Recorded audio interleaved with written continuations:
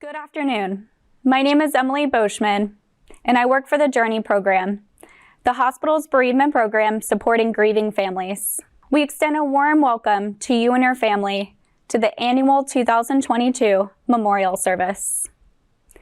Each year at the Memorial Service, we offer the opportunity for families to participate in a legacy activity. This year, we invite you and your family to draw a picture of a memory of your favorite memory with your child. You can use paint, crayons, markers, anything to honor and remember your child. Although we are not sharing the same physical space this year, please know that we're holding you and your family close as we remember the long-lasting impact your children have had. Thank you. Good afternoon. I'm Heidi Greider, Manager of Spiritual Care. On behalf of Spiritual Care and the Journey program, we welcome you to Seattle Children's annual memorial service, and we're honored to share this time with you. It has been 2 very difficult years with grief woven throughout the whole world in ways that many of us have never experienced before. For those of you who have lost children, your grief has been compounded, and our hearts go out to you. This is now the 3rd year that we have been unable to gather. And while a recorded service cannot take the place of being in person and sharing memories, tears, and hopes face to face, it is our deepest desire that you will find comfort from grieving and gathering and viewing this at the same time with others who also mourn. We also hope that in this recording, you'll sense and experience our compassion for your ongoing journey of grieving and remembering the child that you love, the children we have been so honored to know. We welcome all of you, as we are, even right now, participating from diverse locations, we also come from varied cultures and many faith traditions. In this service, we respect and honor all traditions, all paths. In the Spirit, we gather together in a unified time of remembrance and affirmation. This service will be very similar to memorial services in previous years. For those of you who are joining us for the first time, our sincere hope is that you find comfort in knowing there are others who, like you, are experiencing the pain of loss and join you in your grief. You will hear from hospital staff on how caring for you and your child has changed us. There will be moments to reflect on your grief, to cry if you feel like it, and to connect with the love for your child that will always be a part of your life. We've had to adapt a few parts of the service to the reality of gathering that is scattered across the state and even into other states, and uses technology to bring us together. I invite you to enter into and participate wherever you are, as if we were gathered together in one's place. At the points in the service where you are invited, speak words out loud, say your child's name, sing along, and know that even if we cannot hear each other, we are connected as a community through love, which holds and surrounds each one of us. For this time, let's join together as a community of those who remember, grieve, and honor the lives of your children who have changed us and whose deaths have left a space that nothing else can fill. May this time of remembrance be an acknowledgement of the value of your child's life and the worthiness of your grief. May we find a measure of peace even in the midst of our collective sadness. Good afternoon. My name is Dr. Paul Sherrick. I'm a hospitalist here at Seattle Children's Hospital, the Vice President, Chief Quality and Safety Officer, and Associate Chief Medical Officer for Quality and Safety. It is an honor and a privilege on behalf of Seattle Children's to welcome you today to the 2022 Memorial Service. I'd love to start today off with a story. Soon after my arrival to Seattle Children's about 3 years ago, I was asked to be the interim Chief Medical Officer for Quality and Safety. In that role came several new tasks. Amongst those new tasks for me was to sign condolence letters to families who had lost a child, both sending condolences from Seattle Children's as well as introducing them to the Journey program.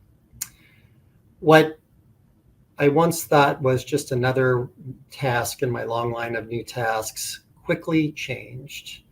Soon, this became a moment for me weekly for reflection.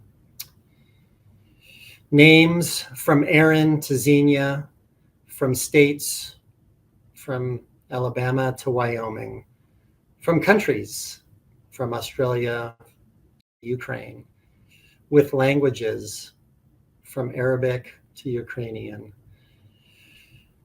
These vast experiences and demographics made me step back and think, how many people's lives have been affected across the corners of the globe? Both the sadness and the joy that these children's lives have brought and continue to bring. Now, I can't claim to have lost a child myself. I can't claim to know exactly how you feel, but I am very close to someone who has. My fiance, her child died 16 years ago at the tender age of 20 months. Soon after that event, her life was transformed from the anger, from the grief, from the sadness, and from the healing. She began to heal through art, through writing books, and through public speaking, all elements related to the feelings of having lost a child. From her son and her experiences has come this enormous impact. The impact on people whose lives and children she will never know. His life, like your child's life, continues to have meaning. So once again, I want to thank you for joining us today. Wherever you are on your journey of healing, I wish that today brings you additional healing, as well as hopefully moments of peace and joy. Thank you.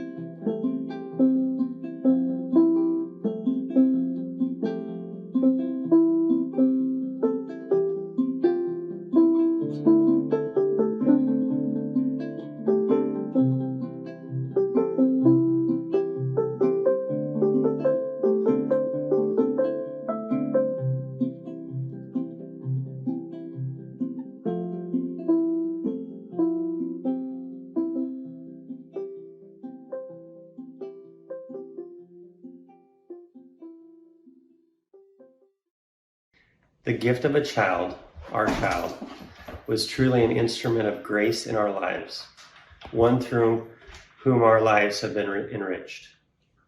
We are what we are today because we have had a child whom we have loved. Through this child, we experienced joy and sorrow, laughter and tears. Through all of these children, our lives have been enriched. We are what we are today because we had a child whom we have loved. In our child's birth, there was pain, and upon our child's death, there was the added pain of loss and despair over the incompleteness of life. Through these milestones, buried within the grief, we have discovered new dimensions of love. Our lives have been enriched. We are what we are today because we had a child whom we have loved. In our child's life, we experienced the reality of hope and the meaning of childlike faith. In our child's death, this hope and faith continues on within us as we recognized our need for them. We are forever bonded with our child through love. Our lives have been enriched. We are what we are today because we have had a child whom we have loved. Because we have discovered the fellowship of suffering as we identify with other sufferers, we have been brought out of that aloneness of our pain into the community of other pilgrims who have walked where we are walking. In and through them, our lives have been enriched. We are who we are today because we have had a child whom we have loved. Enable us to integrate into our lives pain that is past, present, or future. That having been blessed by a great love, we may now be a blessing to others. Hello, I'm Steve Williams, and this is Joanna Markell, and we're honored to tell you about our daughter, Louise. I miss Louise's smile, her smile at the sight of her parents, her smile when she saw her grandparents, her sly grin when she saw anyone. Louise's default setting was her smile, and whenever I think of her, I see her beaming face. Lou never had a tantrum. She got upset. She would cry going through tunnels. She got unsettled when FaceTiming with her mother, knowing Joanna was not nearby. And she bawled when we gave her strained sweet potatoes. But she was never angry. I loved her ability to roll with the punches and take things as they come with just a few tears. A difficult experience all parents go through, and now a favorite memory of mine was a sleep training moment. Lou did not like to sleep alone. She preferred company of others at all times, up to and including bedtime. Sleep training Louise was an exercise in failure. She perked up and was wide awake and ready to roll whenever one of us entered her room. And I captured a moment of pure joy when I picked her up after an extended crying bout. She stopped crying, looked at me, and smiled like she knew what she was doing. My frustration melted away, and I enjoyed 20 minutes of dumping blocks out of their container, and Lou enjoyed putting them back in the container. And we ended up sleeping in the guest room together that night. Now, I don't want to give attributes to our darling girl she did not deserve. She was a medically complex kid who did not talk or walk, but her grace in accepting injections, intubations, operations, and strange sweet potatoes was remarkable. As her parent and advocate, her dignity in challenging situations gave me strength to make difficult decisions on her behalf. Most babies come with a lot of equipment: a car seat, a stroller, extra clothes and diapers.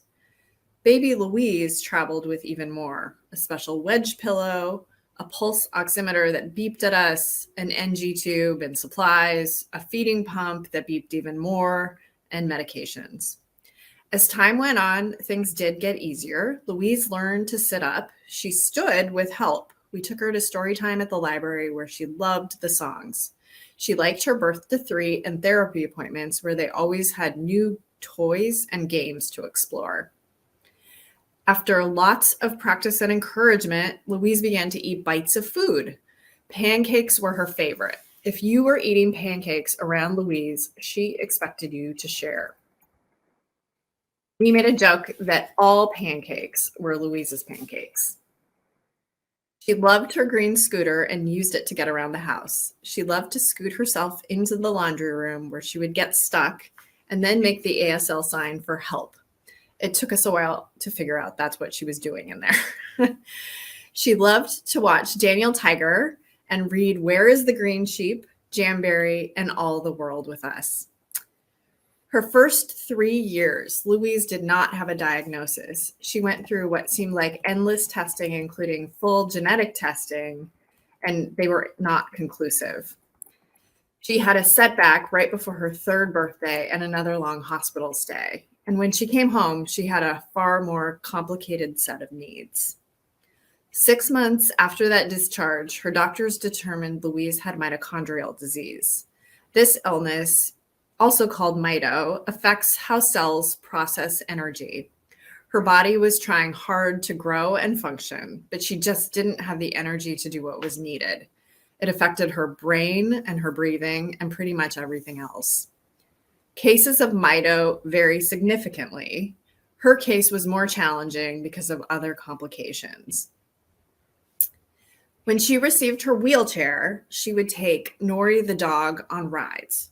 She went to preschool on the school bus, met other kids, joined circle time, and swung on the swing outside.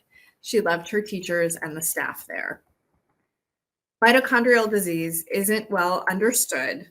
There's not a treatment. And given that, we didn't have a clear idea of Louise's path, nor did her doctors. Our challenges increased when she was airlifted out of Yakima on a cold, snowy day and ended up in the ICU at Children's for months. She died in June 2019 at age 5. Today, we're all familiar with the idea of quarantine. It's second nature to medically complex families who are careful about exposure to germs and limit where they go. We know that the pandemic has added new layers of challenges to families and to the staff at the hospital, and we have been thinking about you all often. I learned about patience from Louise. I learned how a small human can be incredibly brave, and I learned how a child can touch so many people around her. Louise taught me every interaction we have with others should start with trust and joy. Offer your trust and attention to the person in front of you. She needed help to get from here to there. She needed an NG or G tube to take nourishment, liquids, and medication, and she counted on others to fix her hair and even trusted me to put her in pigtails. Through this, she taught me everyone you meet deserves love and kindness. Lou loved to help, putting toys away, stacking things neatly, reminding you of the coffee place on top of the car while getting her settled in her car seat, and making sure every shaky egg at library story time was returned were among her favorite things to do. The big gift Louise gave me, though, was a new appreciation for my lovely wife, Joanna. She was the best informed person on Louise's medical issues and condition. Joanna is a knowledgeable, caring advocate for her loved ones and was never afraid to challenge a doctor or other medical provider when it came to the course of Louise's care. Our time with Louise and Joanna's complete devotion to our daughter and her care further confirmed the best decision I ever made was asking Joanna to be my partner in life. We value the connections Louise made with the people around her. She touched others at school, at the library, at the hospital, at therapy, and out in the community. We treasure everyone in Louise's circle and the stories they have about her. Today, we're glad to share Louise's story with all of you and to make you part of her circle. She loved to crinkle tissue paper. Staff at the hospital brought her pieces of brightly colored paper to play with, and occasionally we still find pieces in our couch at home, and it makes us smile. Next time you see a piece of tissue paper, we hope you crinkle it for Louise. It's a sign you're part of her circle. If you are a staff member at Children's, we appreciate everything you've done for all of our children. If you are a parent here today, we know it isn't easy, and many days are difficult, and there's no right way through all of this. We're honored to be part of the circle with your child, too. We miss our Louise. We're sad at the opportunities we didn't get to share with our daughter, like my love of baseball, or tell her how dogs are better than cats. And we miss sharing hugs and kisses with her. But all the sadness we have because of our loss of Louise, and it is great, and we will deal with it for the rest of our lives. It's small, strange sweet potatoes compared to the love Louise gave us every day. And we'll have those memories for the rest of our lives too. We love you lots, Louise.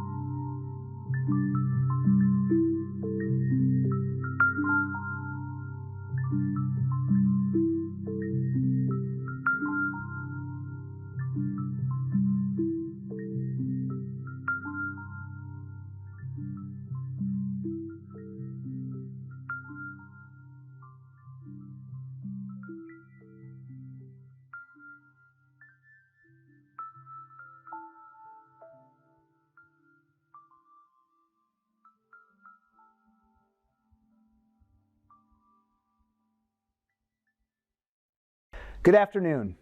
My name is Jeff Avancino, and I'm a pediatric general surgeon here at Seattle Children's.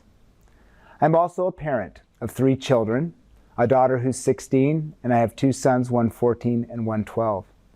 My 12-year-old actually has special needs and is a patient here at Seattle Children's. It is an honor and a privilege to be asked to share a few words at this year's memorial service. I want to offer my deepest condolences to all who have lost a child in this last year or at any time in the past. My thoughts and prayers go out to you. I have experienced loss as both of my parents passed prematurely. Yet as a parent, I cannot begin to imagine what the loss of a child must be like. And I am sorry that any family should have to go through this, especially with a child. Now, as a surgeon, we have an incredible privilege and responsibility to care for patients with potentially life-threatening illnesses. With little knowledge of who we are, you are willing to hand your child over to us, hoping that we will be able to provide them with a vibrant future. This is a profound responsibility that none of us take lightly. Years of training and sleepless nights prepare us for these moments.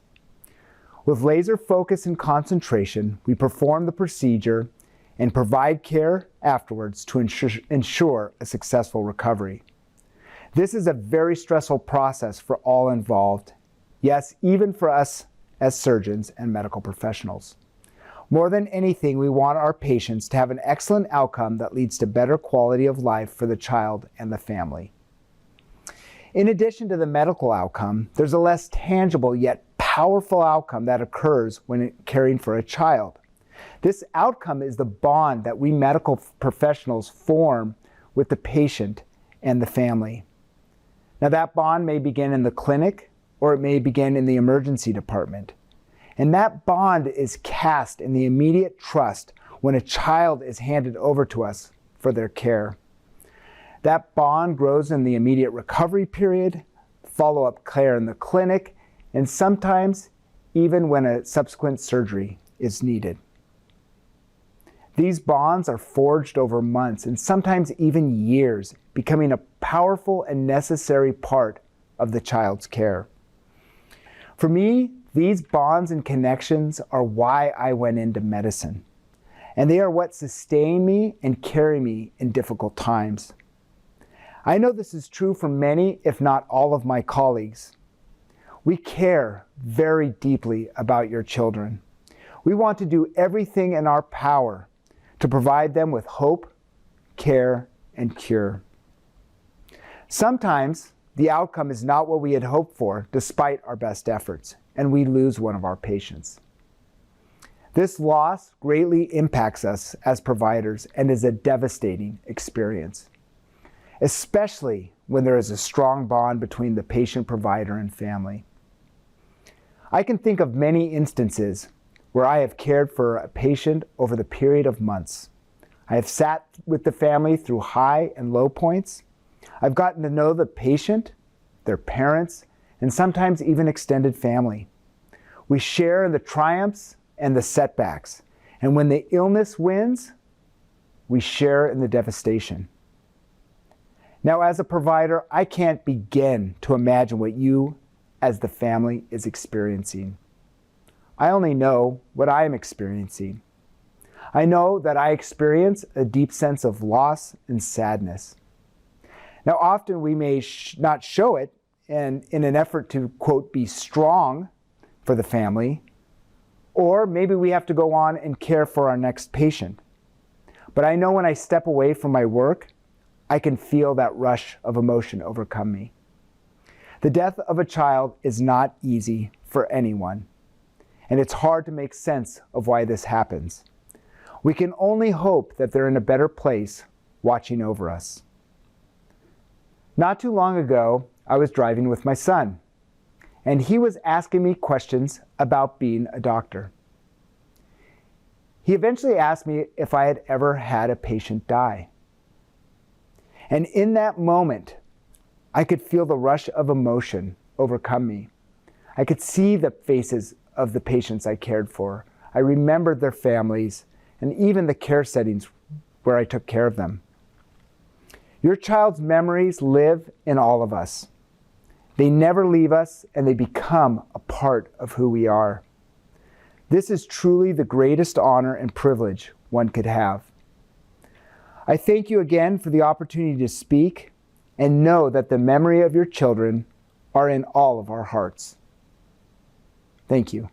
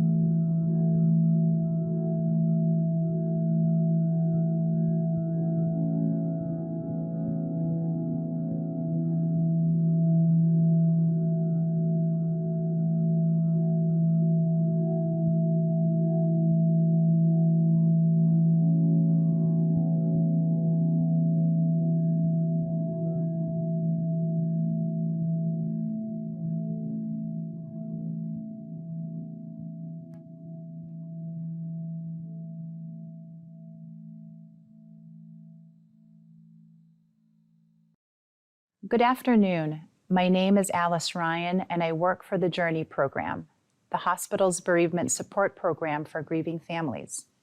I extend a very warm welcome to each of you, especially if this is the first time you're re-engaging again with Seattle Children's Hospital since your child's passing. Since we began gathering for the annual memorial service 30 years ago, this is now the third time we have not had the opportunity to be together in person. Please accept our thank yous for allowing us to share this time of remembrance of your children with all of you from the different parts of Washington and from the different states we serve in our region, like Alaska, Wyoming, Montana, and Idaho. We welcome you all with your grief and also your love. It's uncanny to be in an empty auditorium that is usually filled with all of you, because it is your presence that makes this space and time so sacred as you intentionally bring forward the loving memories of your children.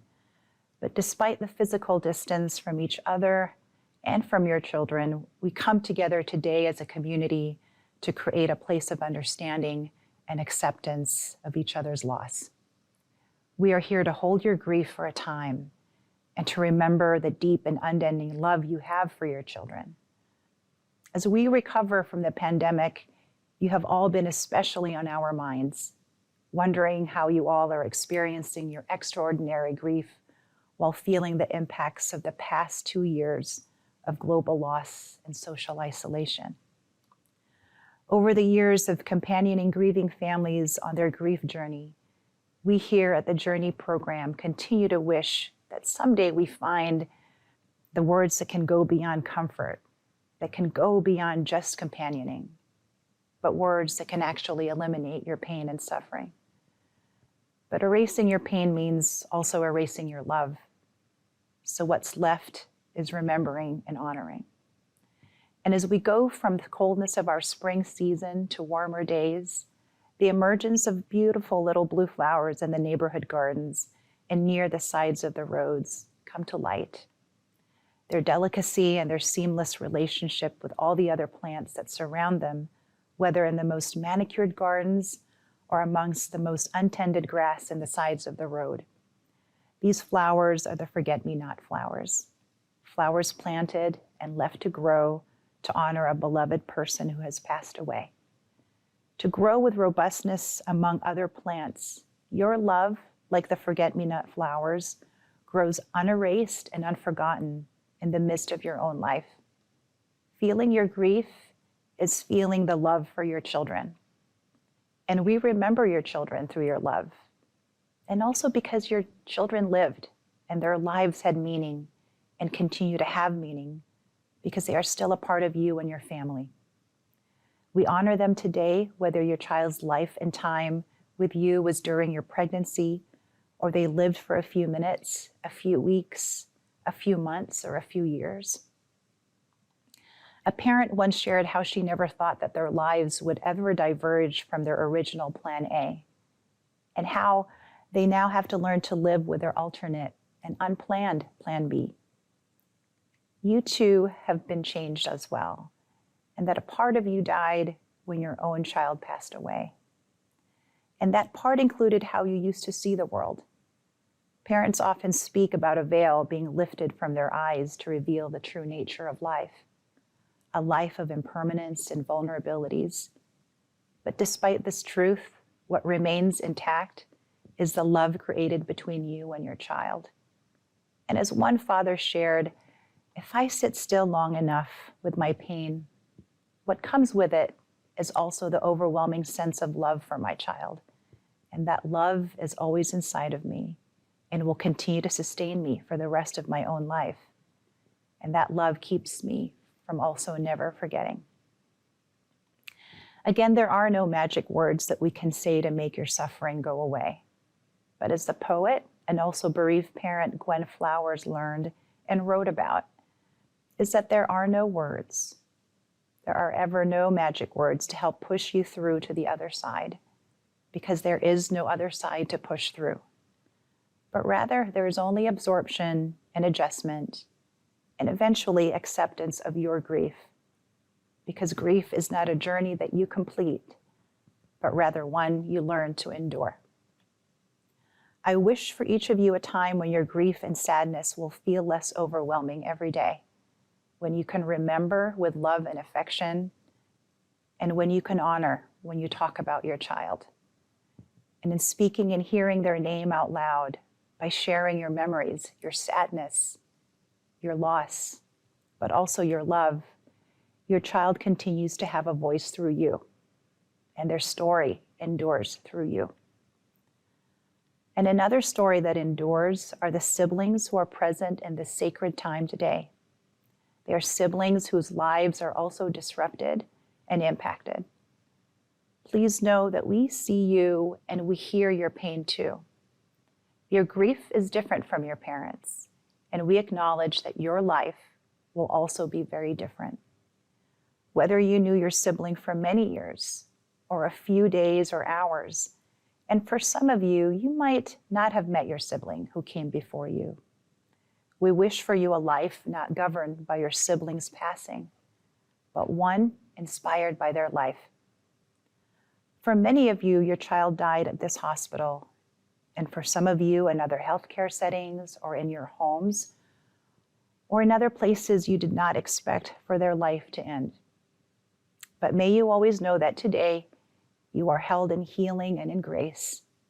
And like the forget-me-not flowers that can thrive in harmonious existence with many different plants and grow in the most unexpected places, may your memories of your child be just as resilient, just as beautiful, and ever present, like the forget-me-nots that emerge in the spring. On behalf of all of us who stand in solidarity with you today, in remembrance of your child and your love, may you feel cared for by our loving hands and open hearts. May you feel seen and heard today, and may you find the endurance of your grief journey, because our prayers, our thoughts, and our love are always linked with yours, and we will not forget you. And in closing, I will read the prayer of dedication, which is written in the front page of the memorial book, housed in the hospital's chapel, and where your child's name is written in perpetuity. I invite you all to read along with me. O God, we dedicate this book to the memory of our children. We bring to this act our grief and pain, our longings, our hopes, and our dreams. We bring, in fact, our whole life's journey to this moment. We have wanted with all of our being for what has been not to be. Yet now that it is, we ask for the grace to accept the unacceptable. May this book be a symbol that the memory of your children will endure, that their struggles, their courage, their love will continue to inspire us to live more fully and to love more truly. May this be our promise and our prayer. Amen. Calling out the names. Stripped of leaves, each limb exposed, maple remembers the whoosh of branches, lush with wind and shade. Even frozen solid or emptied by drought, river remembers floodbanks, the pulse of current. Grain in the loaf remembers field. Scar remembers knife, but also suture and the hand that bandaged. Bed recalls absent sleeper, damp breath on the pillow. Brush stilled on the dresser remembers knots and what followed the untangling. Honey remembers hive, bee, and blossom. Salmon tastes home in the scent of its birth stream. Sand remembers shell, gravel the granite cliff, lung, breath, throat, song, and I remember you. It is now time to light the candle of remembrance, to remember all of our children in their uniqueness. In the silence, you might remember how your child looked, how they smiled, how they laughed, or even how they cried. I now light the candle of remembrance in honor of all of the children that has died, yet are never forgotten and remembered in our hearts forever.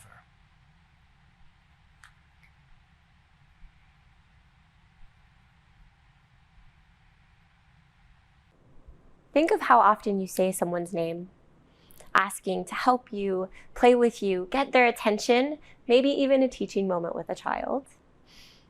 Your loved one's name still should live in this world. So as I read the next few words, maybe you will be called to say their name, maybe out and loud, or maybe as a hush for a moment, just the two of you share.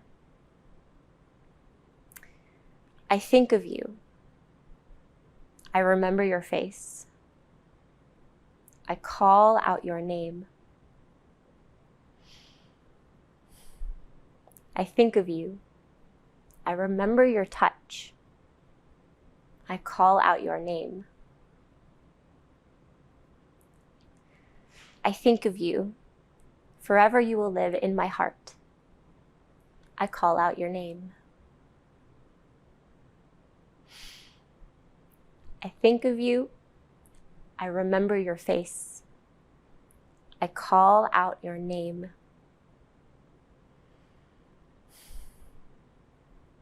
I think of you. I remember your touch. I call out your name. I think of you.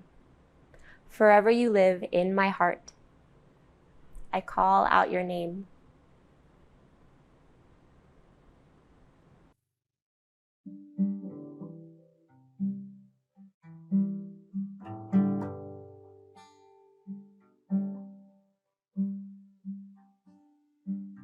I'm sending you light to heal you, to hold you. I'm sending you light to hold you in love. I'm sending you light to heal you, to hold you. I'm sending you light to hold you in love.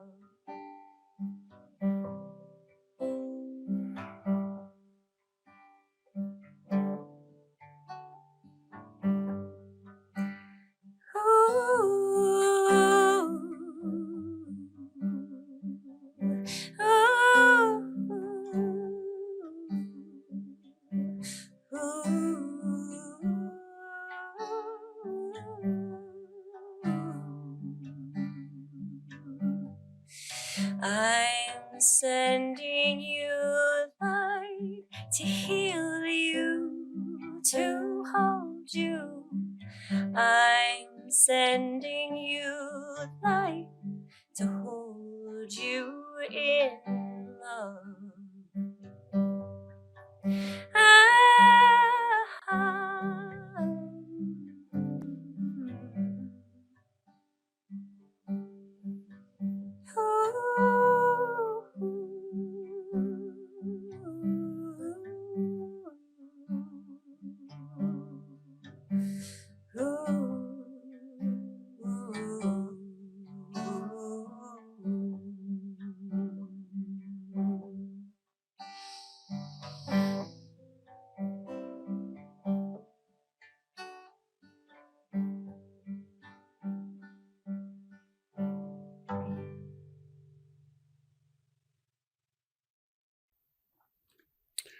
Hello, my name is David Knott, and I'm the supervisor of the Creative Arts Therapies and a music therapist here at Seattle Children's.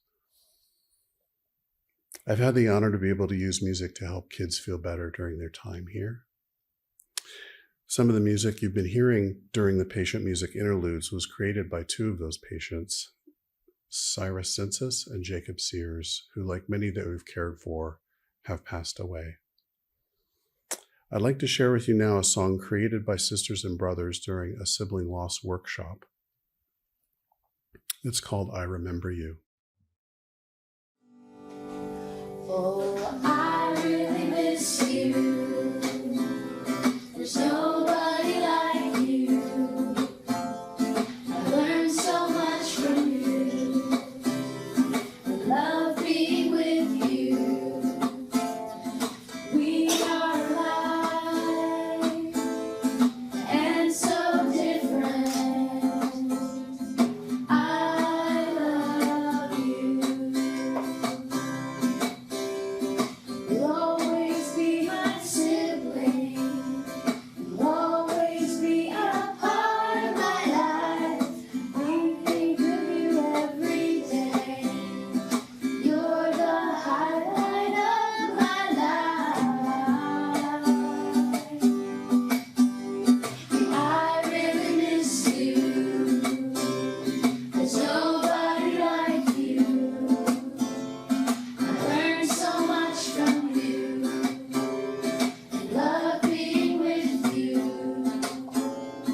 We are alive and so different.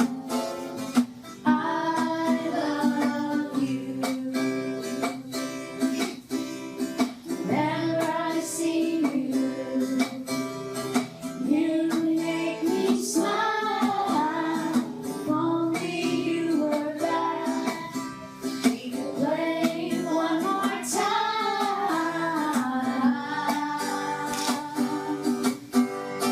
I really miss you.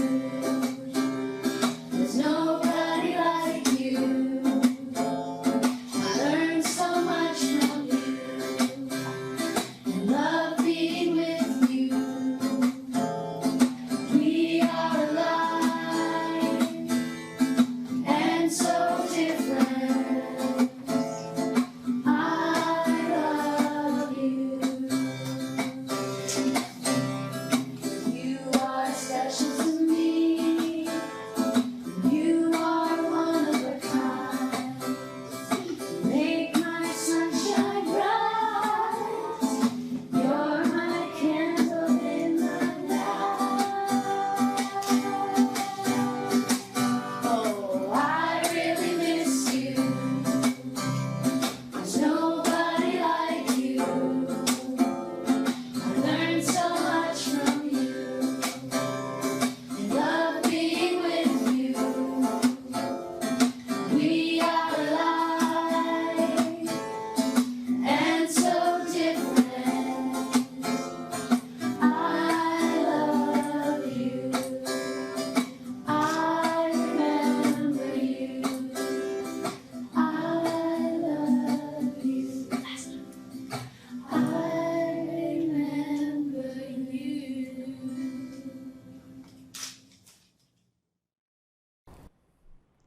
We are now coming to a close of our memorial service that will be available for anybody who is interested to watch again or share with others. But we want to take a moment to thank all those who made it possible. The Journey program for planning and coordinating, the audiovisual team for making the technical aspects of putting on a virtual service possible, and all of the staff who have shared such moving music and words with us here today. But above all, thank you to the families, the parents, siblings, grandparents, other family members, and friends. Those who have vulnerably shared their personal stories and those watching at home, all of us here to remember loved ones. Our hope is that this has been a space where you were able to continue remembering, honoring, and grieving the children you have lost but never and will never stop loving. Our hope is that this time together was meaningful, that this time together was an affirmation that grief never asks you to let go of love, and that this time together was a reminder that you are not alone. Now, in the spirit of prayer and meditation, let us close this time together. We invite you to do what feels most comfortable to you in this moment. You can close your eyes, hold the hand of a loved one nearby, open your hands to the heavens. You can uncross your legs and plant your feet on the ground, sitting tall and sturdy. Let us pray. Spirit of love that surrounds all of us and goes by many names, we thank you for the gift of these children in our lives. We ask that our grief remind us how deep our love is and how precious life continues to be. Let the light of that love illuminate times of darkness that we experience and shine on our paths going forward. Help us to be tender toward one another and ourselves, to give grace in times of pain, to allow ourselves to experience joy alongside our sorrow. May we now leave this time of collective remembrance with a deep connection to the greater love that has created, sustains, and embraces every one of us. Amen.